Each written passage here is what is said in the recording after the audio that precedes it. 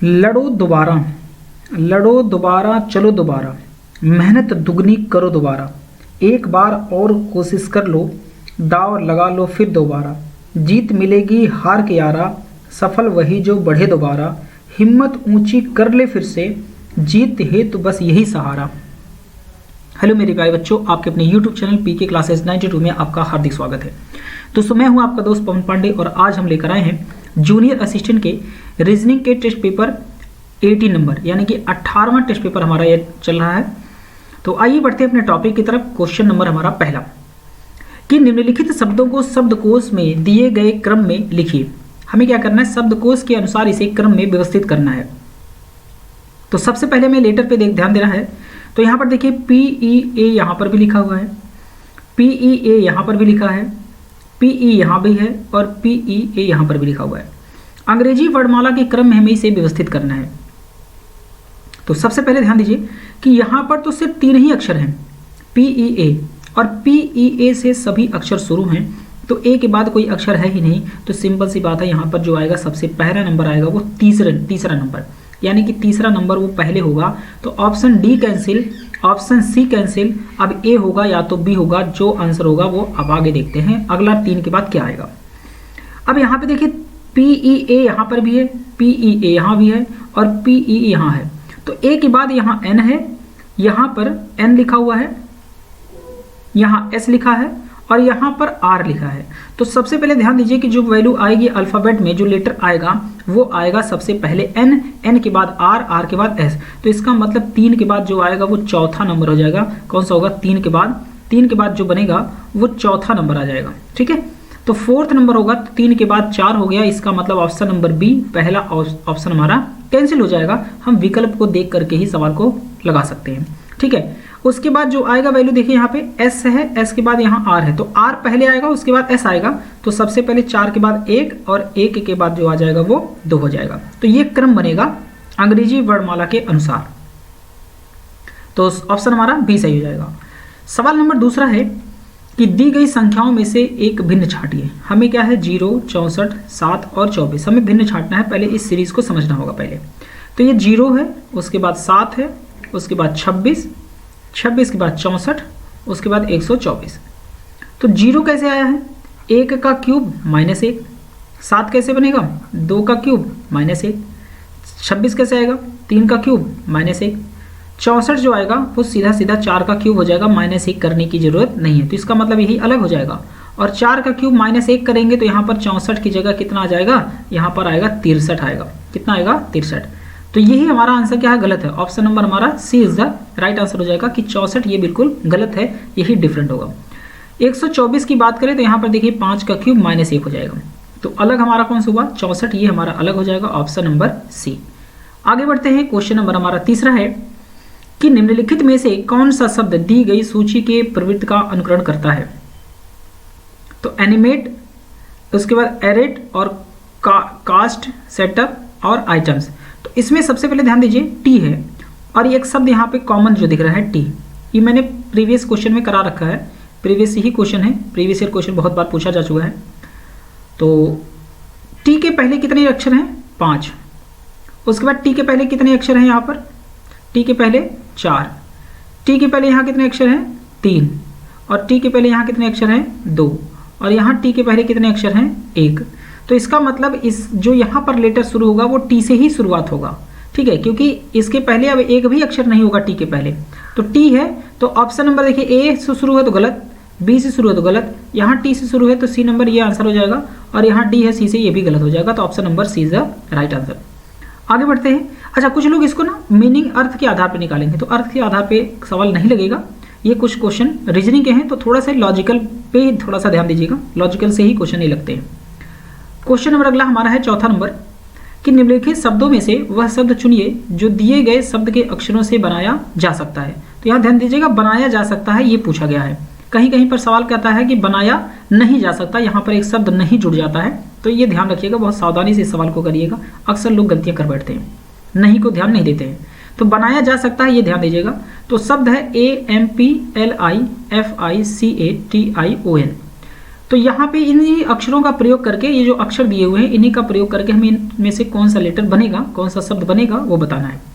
तो यहाँ ACTOR, तो देखिए यहाँ कहीं R नहीं लिखा, इसके लिए A नहीं बनाया जा सकता, इसलिए ये गलत हो जाएगा।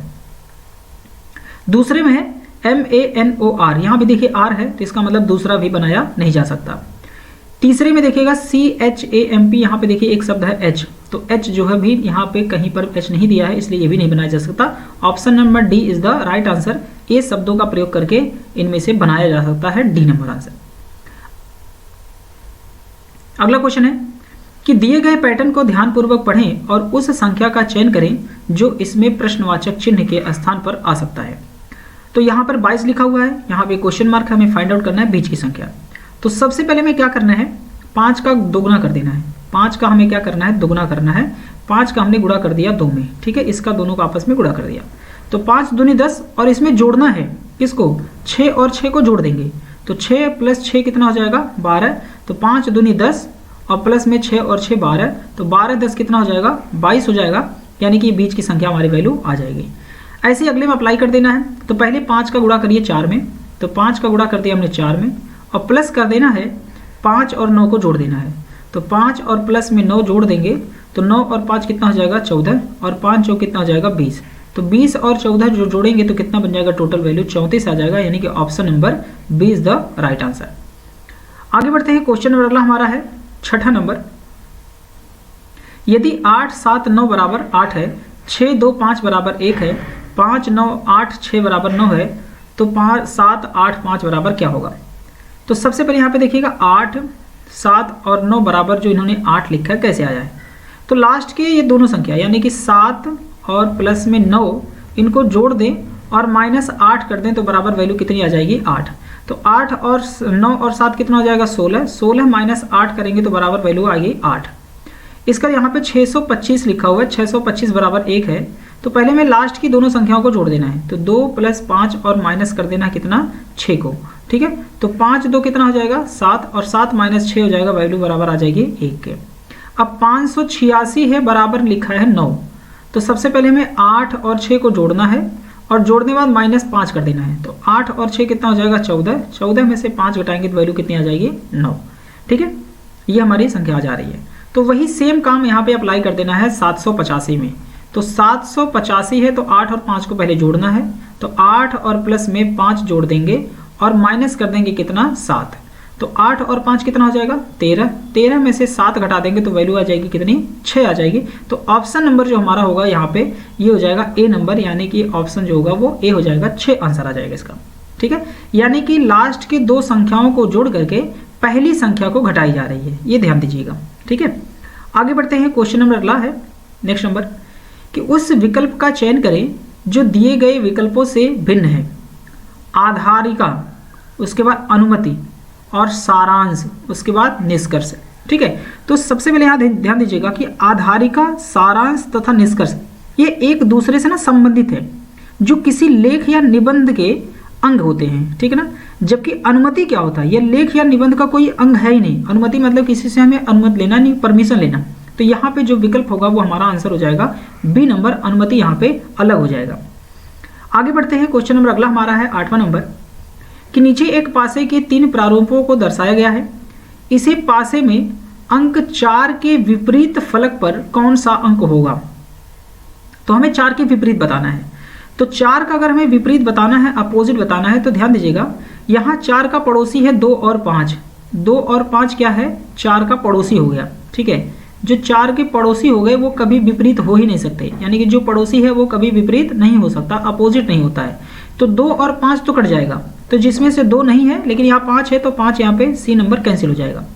अब यहाँ पे ध्यान दीजिएगा 2 के 4 के बाद यहाँ पड़ोसी 2 भी है और 3 भी है, यानी कि यहाँ 3 भी शामिल हो गया। तो 3 ऑप्शन में भी कैंसिल हो जाएगा, 3 भी नहीं हो सकता क्योंकि 4 का पड़ोसी है 3 और 2 है। अब इसके बाद यहाँ पे देखिए 4 के बाद यहाँ 5 भी है और 1 भी है पड़ोसी, यानी कि इसके साथ साथ 1 भी पड़ोसी हो गया, तो 1 भी कैंसिल हो जाएगा। तो बचेगा हमारा ऑप्शन कौन सा, डी नंबर, यानी कि 6 इज द राइट आंसर। तो 4 का जो विपरीत होगा एक ही नंबर बचता है, कौन सा, 6, क्योंकि एक पासे पर 1 से लेकर के 6 तक नंबर लिखे होते हैं, यानी कि 2 3 4 5 और 6 क्योंकि एक पासे में कुल सतह कितनी होती है, उसमें 6 सतह होती है, तो जिसमें 1 से लेकर के 6 तक लिखा होता है। पासा का मतलब जो आप लूडो खेलते हैं, जो आपकी गिट्टक होती है, उसी को हम पासा बोल सकते हैं, ठीक है, वही हमारी डाइस है। तो जिसमें 1 से लेकर 6 तक नंबर लिखे होते हैं। तो 4 के पड़ोसी कौन हो गए, 2, 5, 3 और 1, और यहाँ पर 4 का विपरीत एक ही संख्या बचता है, कौन सा बचता है, 6। तो 4 का विपरीत 6 हो जाएगा। आगे बढ़ते हैं, क्वेश्चन नंबर अगले की तरफ है 9 नंबर कि निम्नलिखित प्रश्न में विकल्प का पता लगाएं जो प्रश्न चिन्ह के स्थान पर आएगा। तो 1090 है और 530 है, ठीक है, तो 1090 और यहाँ पर लिखा हुआ है 530। अब हमें आगे जो बताना है नंबर वो 170 है और यहाँ पे क्वेश्चन मार्क दिया हुआ है। तो सबसे पहले ध्यान दीजिएगा कि 1090 जो है और ये 530 लिखा हुआ है। तो 1090 का अगर हम बात करें तो ये 33 का अगर हम स्क्वायर कर दें, किसका स्क्वायर कर दें, 33 का स्क्वायर कर दें और प्लस 1 कर दें, तो जो हमारी वैल्यू आ जाएगी वो कितना आ जाएगा, 1090। इसके बाद यहाँ पे 530 है, तो 530 का मतलब 23 का स्क्वायर कर दें और 23 का स्क्वायर प्लस 1 कर दे, तो आंसर हमारा कितना हो जाएगा, 530 हो जाएगा। तो 33 और 23 में जो डिफरेंसेस है वो कितना है, -10 का। कितने का अंतर है, ये 10 का अंतर है, ठीक है, -10 हो रहा है। तो वैसे 170 है। अब 170 का स्क्वायर अगर हम करें तो यहाँ पर हम 13 का स्क्वायर करके और प्लस 1 कर दें, तो यहाँ पर वैल्यू आ जाएगी कितनी, 170। लेकिन आपको पता है कि 10 का अंतर चाहिए, यानी कि हमें -10 करना है। कितना करना है हमें -10 करना है, यानी कि 10 का अंतर होना चाहिए। भी ध्यान रखिएगा, माइनस का मतलब यहाँ अंतर भी लिख सकते हैं, कोई दिक्कत नहीं है। तो 13 में 10 का अंतर आएगा, यहाँ आएगा 3, और इसका मतलब यहाँ पे 3 का स्क्वायर होगा और प्लस 1 होगा, तो 3 त्रिका कितना हो जाएगा, 9, और 1 कितना हो जाएगा, 10। यानी कि यहाँ पर जो संख्या आएगी हमें वो कितना प्राप्त होगी, 10। ऑप्शन नंबर क्या हो जाएगा, D is the right answer हो जाएगा। आगे बढ़ते हैं, नेक्स्ट क्वेश्चन हमारा अगला है कि जॉन एक प्रसिद्ध खिलाड़ी है, सभी खिलाड़ी फिट और सक्रिय हैं। जॉन हर वर्ष विभिन्न उत्पादों के विज्ञापनों के माध्यम से एक बड़ी राशि अर्जित करते हैं, ठीक है। अब निष्कर्ष यहाँ पर दिया हुआ है कि निष्कर्ष है कि सभी प्रसिद्ध खिलाड़ी विज्ञापन के माध्यम से बड़ी राशि अर्जित करते हैं, ठीक है। तो ये सभी खिलाड़ी की बात कर रहा है, सभी कभी भी निष्कर्ष में फॉलो नहीं होता, इसलिए गलत हो जाएगा। जॉन फिट और सक्रिय हैं, जॉन फिट और सक्रिय हैं, तो इसका मतलब ये बिल्कुल सही है, क्योंकि जॉन जो है वो फिट और सक्रिय हैं। तो इसका मतलब स्टेटमेंट में मिला है कि जॉन एक प्रसिद्ध खिलाड़ी हैं और सभी खिलाड़ी फिट और सक्रिय हैं। तो इसका मतलब जिनमें से सभी खिलाड़ी क्या हैं, फिट भी हैं और सक्रिय हैं, जिसमें से एक खिलाड़ी कौन है, जॉन है। तो इसलिए ये बी नंबर हमारा बिल्कुल सही हो जाएगा। फिर कह रहा है जॉन हर वर्ष विभिन्न उत्पादों के विज्ञापनों के माध्यम से एक बड़ी राशि अर्जित करते हैं। तो तीसरा कंक्लूजन है कि जॉन लोकप्रिय होने के नाते केवल प्रसिद्ध उत्पादों का विज्ञापन करते हैं। तो यह कहीं स्टेटमेंट में नहीं लिखा गया है, इसलिए तीसरा नंबर भी गलत हो जाएगा। और कोई सी भी कंक्लूजन में केवल शब्द आ जाए तो हमेशा वो गलत हो जाता है, इसलिए यहाँ पर डी आंसर होगा कि केवल निष्कर्ष बी अनुसरण करता है। Option number D is the right answer हो जाएगा। आगे बढ़ते हैं, क्वेश्चन नंबर अगला हमारा है 11 नंबर कि 8 छात्र हैं। कितने छात्र हैं, 8 छात्र हैं, जिसमें से P, Q, R, S, T, X, Y तथा जेड दक्षिण की ओर मुख करके एक पंक्ति में बैठे हुए हैं। ये ध्यान दीजिएगा, दक्षिण की ओर मुख करके। तो दक्षिण की ओर मुख का मतलब होता है कि नीचे की तरफ देख रहे हैं, जिसका राइट इधर होगा और लेफ्ट इधर हो जाएगा, ठीक है। जरूरी नहीं है कि इसी क्रम में हो। पी तथा टी के मध्य में केवल 4 छात्र बैठे हैं। अब ध्यान दीजिएगा, पी और टी के मध्य में 4 लोग बैठे हैं। तो पी को हम यहाँ बैठा देते हैं और टी को हम यहाँ पर बैठा देते हैं। इनके बीच में 1, 2, 3 और 4 लोगों को बैठा दिया, और ये 5 और 6 हो गए। टोटल जो बैठे हैं वो लोग कितने हैं, वो 6 लोग बैठ चुके।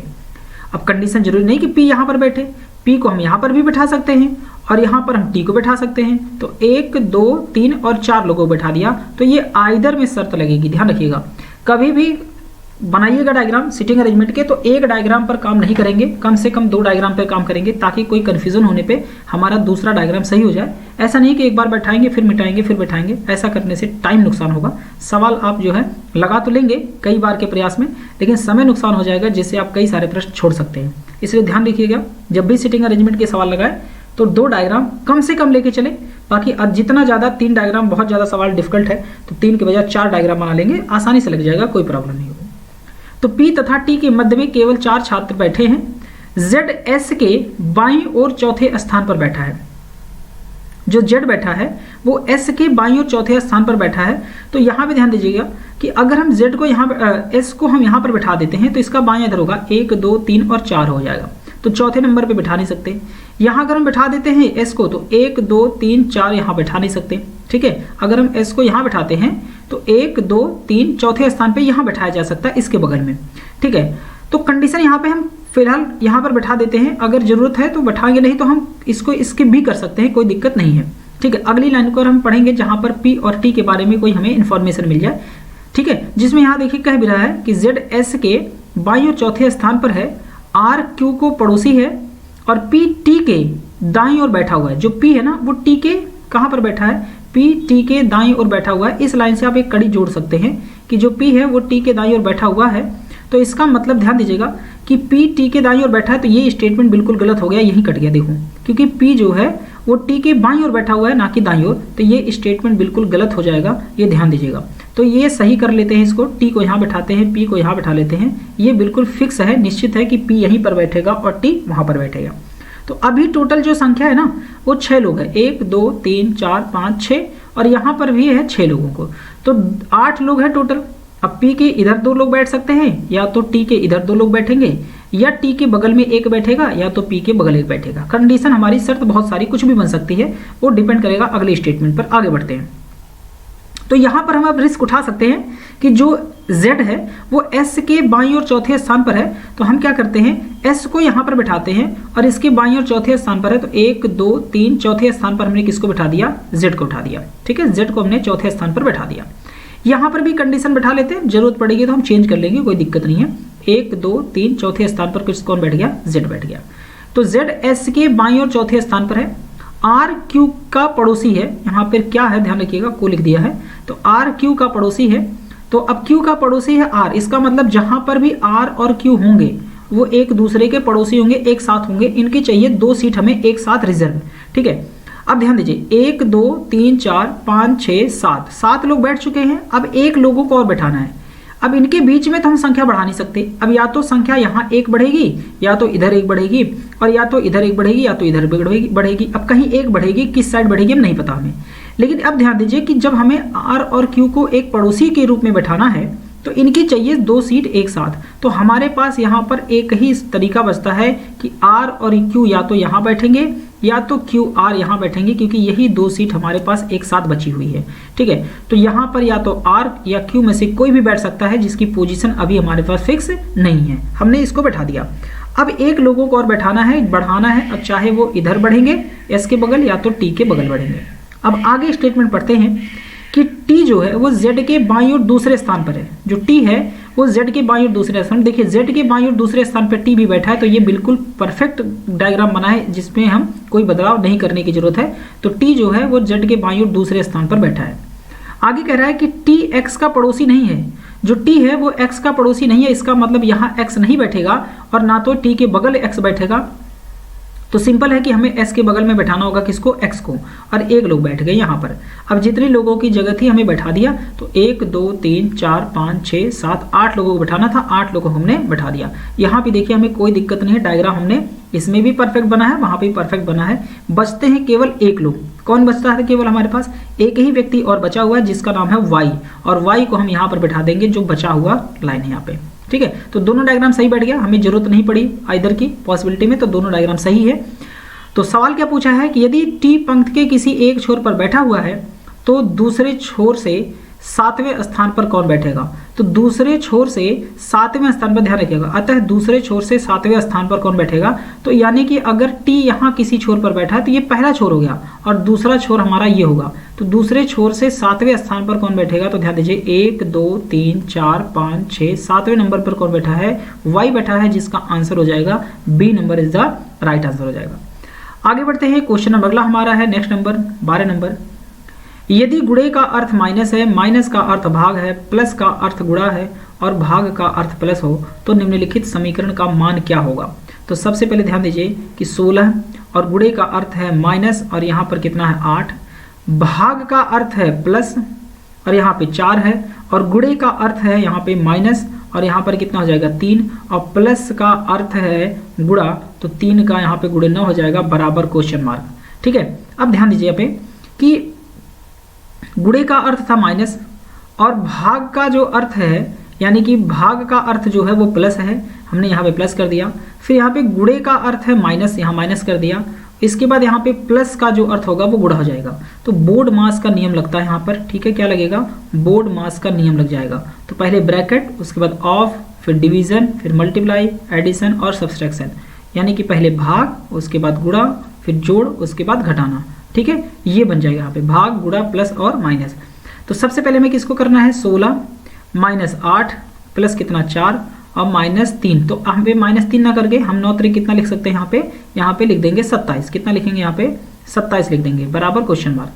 अब क्या करना है, 16 यहाँ पे पॉजिटिव है, ध्यान दीजिएगा 16 पॉजिटिव है, फिर -8 है, यहाँ +4 है और माइनस यहाँ पे कितना है 27 है। तो 16 और 4 यहाँ पे जोड़ देंगे तो 16 4 कितना हो जाएगा, यहाँ पे 20 हो जाएगा। और 20 होने के बाद और 27 और 8 को अगर हम जोड़ेंगे तो कितना हो जाएगा 35, जिसको हमें माइनस करना है। तो 20 और -35 करेंगे तो जो वैल्यू आएगी वो माइनस कितना आ जाएगा, 15 आ जाएगा। ऑप्शन नंबर यहाँ पे D is the right answer, यानी कि -15 हमारा सही आंसर हो जाएगा। अगला नंबर है 13 नंबर में। a प्लस बी का मतलब है कि a b का पिता है, a माइनस बी का मतलब है कि a b की पत्नी है, a गुणे b का मतलब है कि a b का भाई है, a भाग b का मतलब है कि a b की बहन है। तो यहाँ पे s भाग t है, तो भाग का मतलब यहाँ पे ध्यान दीजिएगा कि भाग का मतलब है कि a b की बहन है, जिसका मतलब होगा कि s t की बहन हो जाएगी। तो s जो है वो t की क्या है, बहन है, s t की बहन हो जाएगी। t गुणे u, अब गुणे का मतलब यहाँ पे क्या है कि जो t है वह u का भाई है, तो जो t है वह u का भाई हो जाएगा, तो प्लस हो जाएगा। इसके बाद u भाग z, u भाग z का मतलब हो जाएगा कि जो भाग का मतलब है u z की बहन है, यानी कि u जो होगी वो z की बहन हो जाएगी, यानी कि ये सब लोग आपस में भाई बहन हैं, ठीक है, लेकिन z का जेंडर नहीं पता। अब सवाल है तो निम्नलिखित में से कौन सा सही होगा। s z की बेटी है, तो ये बिल्कुल गलत है क्योंकि ये सेम जनरेशन में है, तो कभी भी बेटी हो ही नहीं सकता। उसके बाद यहाँ पे जेड एस की चाची है, तो ये भी बिल्कुल क्या हो जाएगा, गलत हो जाएगा, ठीक है, ये भी बिल्कुल गलत हो जाएगा। दूसरा तीसरा ऑप्शन है कि एस जेड की चाची है, तो ये भी बिल्कुल क्या होगा, गलत हो जाएगा। यहाँ पर है एस और जेड भाई या बहन है, तो ये बिल्कुल सही है क्योंकि जो एस है और ये जेड है ये भाई या बहन है, आपस में यह बात निश्चित नहीं है, लेकिन है क्या, भाई होंगे या तो भाई होंगे या तो बहन होंगे, तो जेड और एस के बीच में यही रिलेशन बनेगा। तो ऑप्शन नंबर हमारा D is the right answer. अगले नंबर पर बढ़ते हैं, 14 नंबर क्वेश्चन है।